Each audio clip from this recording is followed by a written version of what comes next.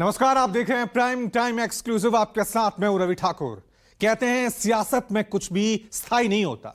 कुछ समय पहले तक दिल्ली में जिस आम आदमी पार्टी का दबदबा था, अब उसी आप को दिल्ली की जनता ने तख्त से उतार दिया है।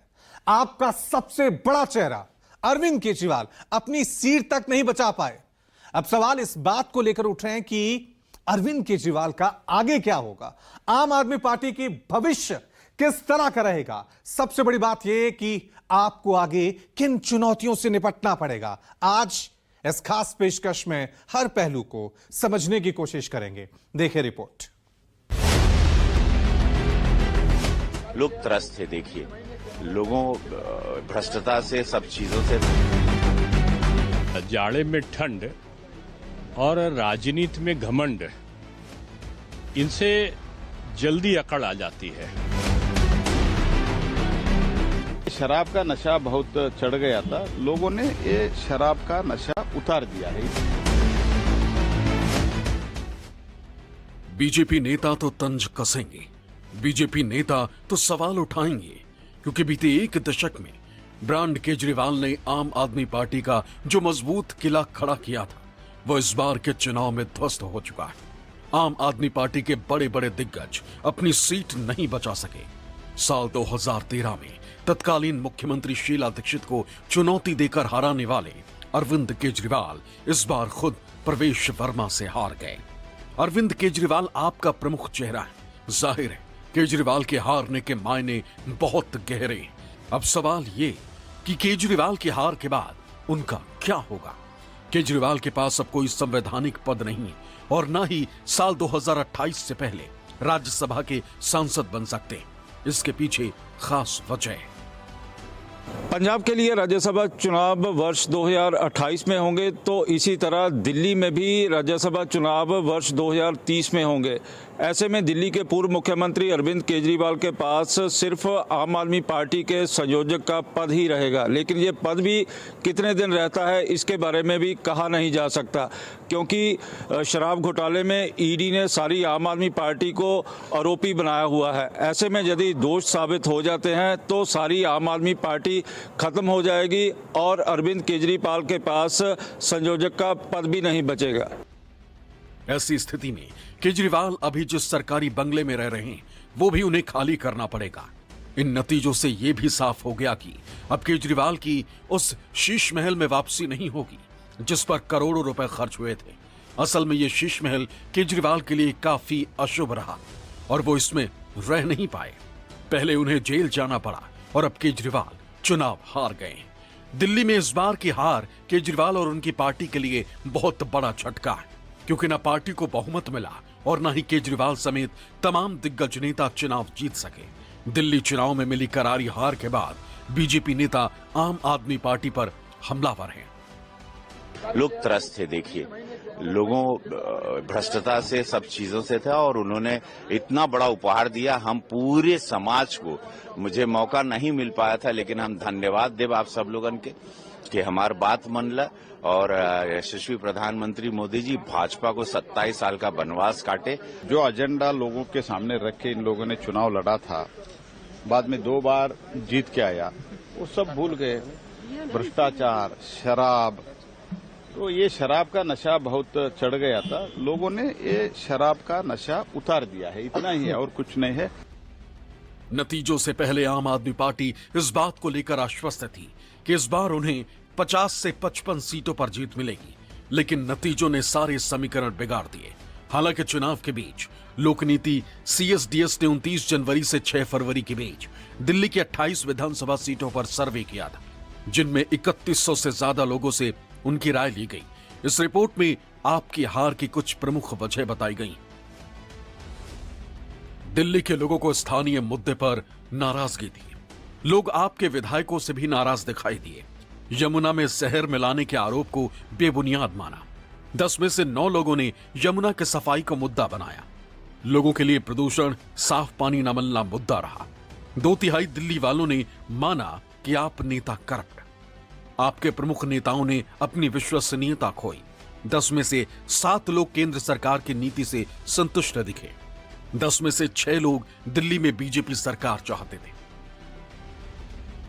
आम आदमी पार्टी का उदय ही भ्रष्टाचार के खिलाफ शुरू की गई मुहिम से हुआ था और अब इसी भ्रष्टाचार के फेर में आपके दिग्गज नेता फंसे हुए हैं। कथित शराब घोटाले मामले में अरविंद केजरीवाल जमानत पर हैं। इसमें उन्हें फिर से गिरफ्तार किया जा सकता है। जाहिर है अगर अरविंद केजरीवाल फिर से जेल गए तो पार्टी टूटने का खतरा बना रहेगा।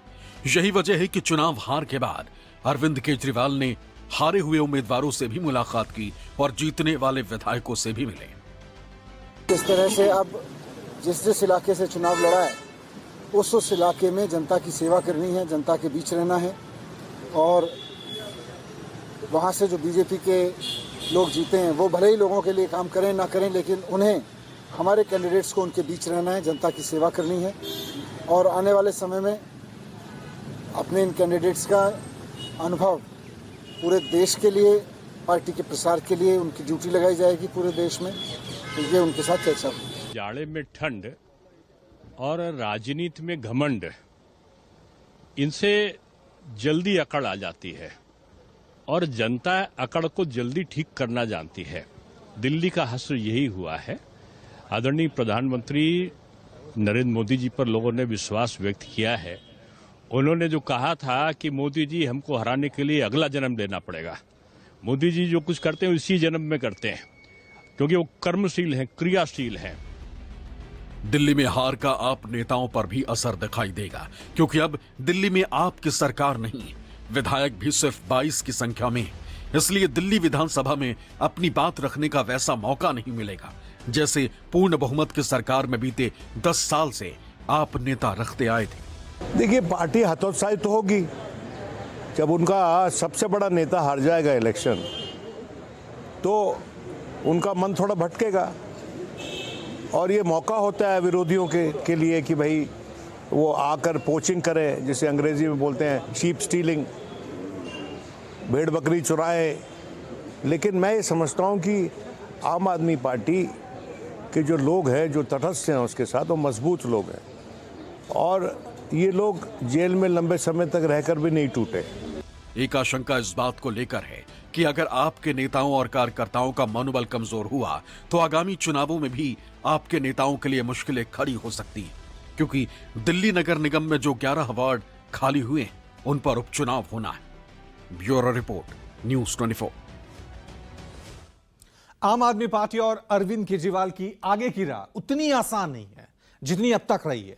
केजरीवाल के सामने कई चुनौतियां हैं, जिनमें सबसे बड़ी चुनौती पंजाब में सरकार बचाने की है, क्योंकि दिल्ली में हार के बाद बीजेपी और कांग्रेस दोनों की निगाहें पंजाब पर टिकी होंगी। इसके अलावा दिल्ली नगर निगम में बने रहना भी चुनौती से कम नहीं है, क्योंकि 11 वार्ड खाली हुए हैं जिन पर उपचुनाव होंगे। ये रिपोर्ट देखिए।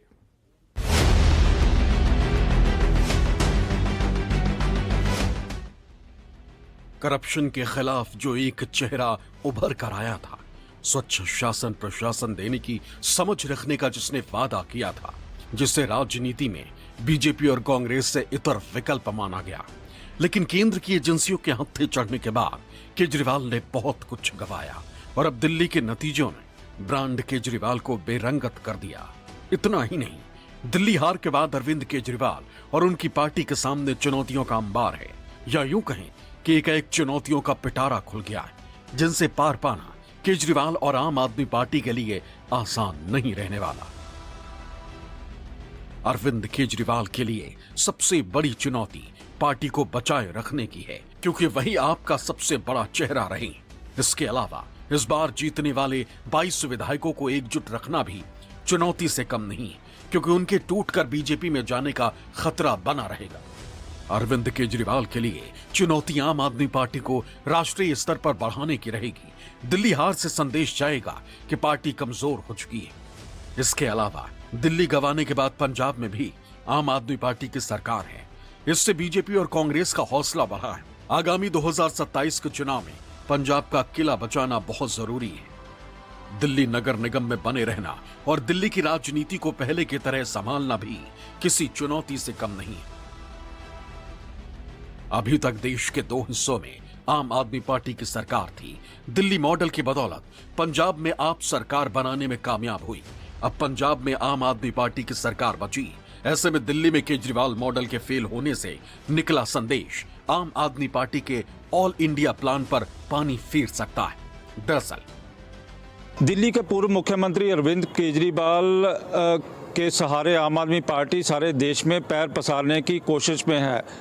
ऐसे में अगर आम आदमी पार्टी का सबसे मजबूत और दमदार चेहरा ही चुनावी रण में चारों खाने चित हो जाए तो इसके विस्तार के ऊपर पूरा असर दिखाई भी देगा। आसान शब्दों में कहा जाए तो दिल्ली की हार का असर अरविंद केजरीवाल ही नहीं बल्कि पार्टी के वजूद पर भी पड़ेगा। दिल्ली की लड़ाई असल मायने में केजरीवाल के वजूद की लड़ाई थी और वजूद की लड़ाई में केजरीवाल को हार का सामना करना पड़ा। एक्सपर्ट्स का कहना है कि दिल्ली के लोगों ने इस मॉडल को नकार दिया क्योंकि वो इसे टिकाऊ नहीं मानते।